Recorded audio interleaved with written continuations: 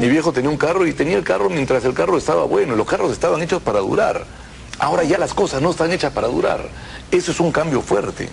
Bueno, pero es un cambio en el cual hay que reflexionar, porque justamente un tema que tiene mucho que ver con la innovación es el tema ambiental. Entonces, si con el hecho de cambiar uno va a los supermercados y los llenan de bolsas de plástico, esto aparentemente es un cambio, pero si yo miro Holanda, el cambio es que ya no te dan bolsa de plástico y si la quieres te la cobran y vuelves a la bolsa con la cual vas al supermercado y todos nos sentimos comprometidos con el manejo del ambiente. ¿Inventar una bolsa biodegradable, por ejemplo, es otra opción? Bueno, ya está inventada, el tema es de que se la aplique, que se la use. Claro.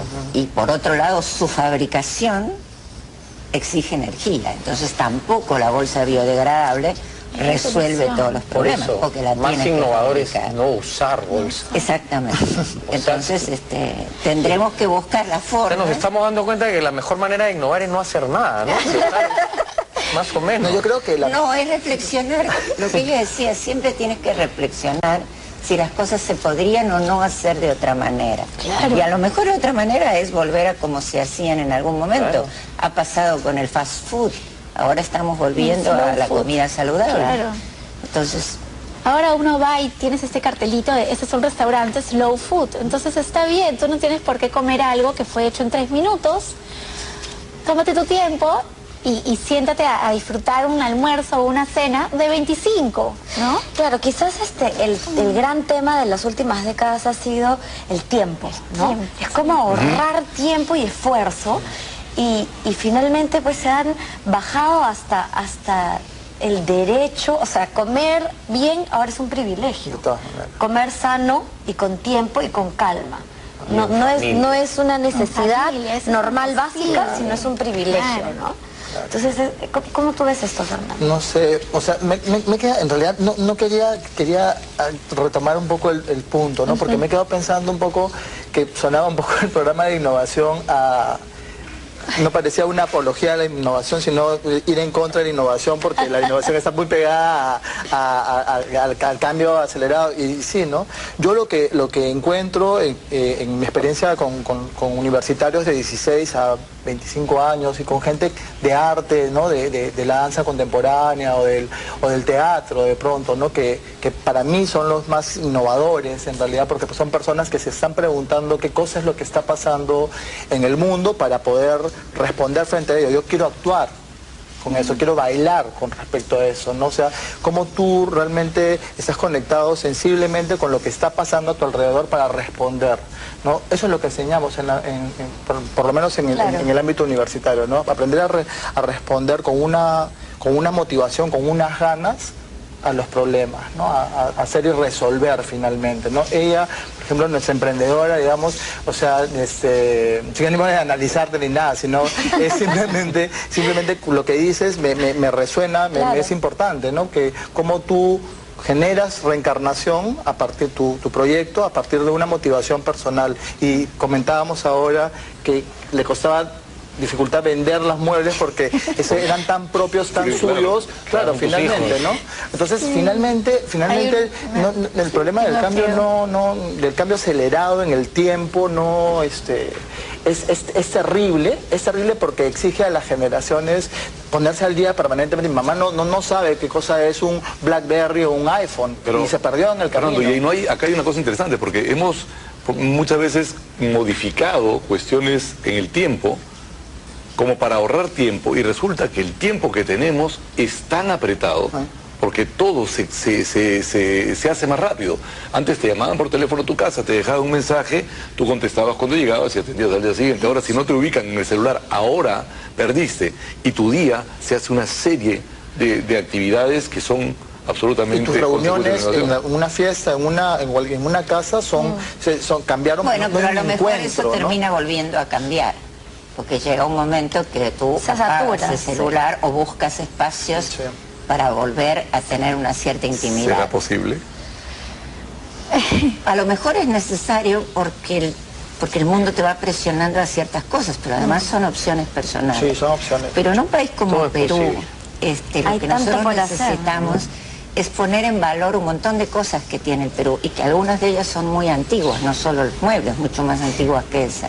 Entonces, por ejemplo, en el diseño de ropa, cómo estamos recuperando algunos temas de tecnologías tradicionales, de iconografías andinas. Sí. Eso tiene que ver, y en la gastronomía, que esto ha sido clarísimo, estamos recuperando en la gastronomía como nuevo, cosas que se hacían hace mucho tiempo, pero lo estamos poniendo en valor y transfiriéndolo. Nos vamos a ir a una pausa y volvemos justamente con eso, con cómo educar una mente innovadora y quizás eso tenga que ver con valorar o revalorar algunas cosas. Volvemos.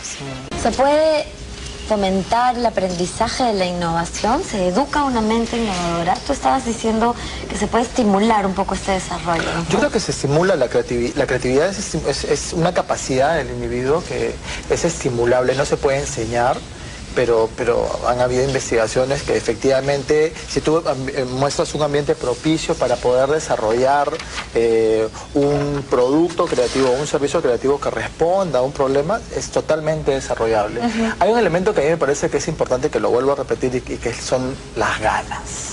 Si no tienes ganas, no arranca, no se mueve el caballo, no se mueve, ¿no? Pero mira, Simplemente se queda en una idea creativa nada más. Pero justamente, ¿no? Porque, o sea, pensando en el aprendiz peruano, sí, ¿ya?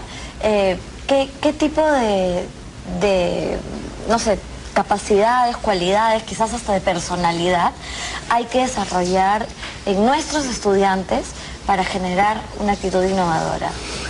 Bueno, no sé. No, yo he sido docente durante mucho tiempo y creo que lo importante es no promover el conformismo ni las cosas, pese a que yo enseñaba física, aún las leyes de la física tú tienes que plantear, que vean cómo las usan, Entonces, este es un tema muy importante porque cada vez tenemos menos tiempo, cada vez acumulamos información y dejamos de estimular la formación y esa actitud de riesgo para asumir el cambio.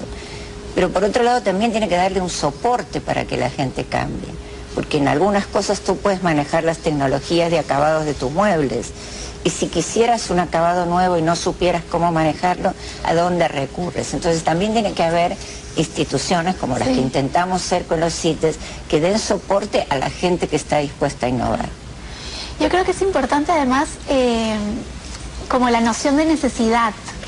Yo creo que de alguna manera tiene que haber un tipo de urgencia que te mueve. Al final las urgencias lo que hacen es moverte, ¿no? O sea, en el mejor de los casos, ¿no? Entonces tiene que haber o sea, que va por lo que decías de las ganas, ¿no? Tiene que haber unas ganas de poder sacar, tienes esta idea que puede ser súper creativa, súper innovadora, pero de ahí tienes que tener la urgencia de ponerla en práctica, y eso ¿no? arranca a partir de las preguntas, pues, o sea, de que si es finalmente un curso de creatividad universitario, digamos, es un curso de pensamiento crítico, finalmente, claro, que invita a las personas a poder aprender a realizar preguntas en torno a campos diferentes, desde lo doméstico hasta lo profesional. Y Maricel, tú como profesora, ¿cómo motivas esto? ¿Lo mueves de alguna manera con tus...? Sí, o sea, por ejemplo, cuando yo estudié hace varios años, teníamos como relativamente poco equipo, entonces había la cuestión de si estás trabajando en el estudio, cómo te las ingenias. Recursearse. Recurseo total, ¿no? Claro. Ahora, claro, a los estudiantes que yo les dicto ahora no tienen eso, pero sí, hacemos como varios ejercicios. Yo qué sé, por ejemplo, ¿no? Los pobres el primer mes y medio de su carrera de fotografía no tocan una cámara, sino que construyen una cámara con una cajita, una cámara pinhole. Entonces los tienes a los pobres chicos así, jalándose los pelos, porque tienen la súper digital al lado y tú los haces fotografiar. Oye, con la cosa más... Pero es genial. Es genial, o sea, porque van al principio básico de... A lo básico, a lo que realmente, a lo físico, a lo que realmente puedes ver cómo funciona, ¿no? No esa cuestión de sensor digital. Entonces, yo creo que ese primer mes y medio todos patalean un poco, pero al final lo que hace es incentivarte a preguntarte cosas, y sobre todo a comenzar a trabajar como de lo más básico, de lo más austero, ¿no? Ahora es bien paradójico, ¿no? Porque de hecho hay toda una tendencia también de educadores que dicen de que no es necesario volver a lo tradicional. O sea, por ejemplo, si tú vas a hacer diseño gráfico, no necesariamente hay gente que piensa que tiene que agarrar el lápiz de frente, que agarre el mouse y que haga el Photoshop.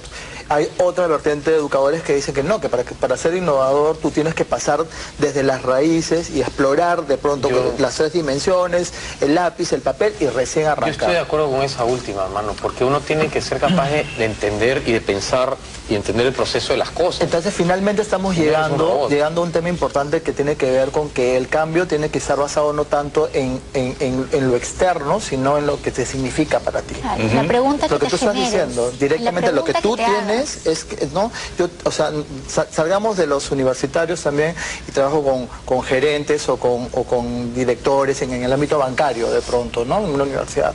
Y de pronto esa gente viene desesperada porque tienen que crear nuevas cosas permanentemente porque la plata o ganar más les exige. Pero sin embargo, tengo que retroceder y decir, ¿cuál es la pregunta que tienes tú detrás finalmente? O sea, ¿por qué quieres crear tú y cambiar? ¿Solamente porque te están exigiendo ganar más?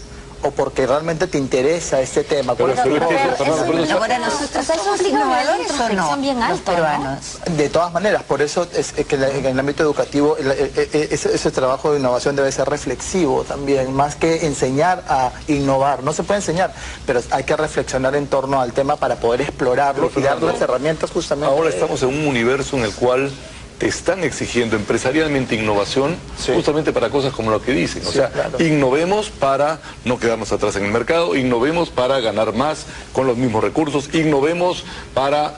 Y la innovación está en mejora de procesos o cosas por el estilo, pero todo tiene una finalidad que no parte necesariamente de esa inquietud de la persona que lo va a hacer, sino de la necesidad, de alguna manera que tú estás aprendiendo la urgencia, que tiene una empresa por rentabilizarse en el mercado.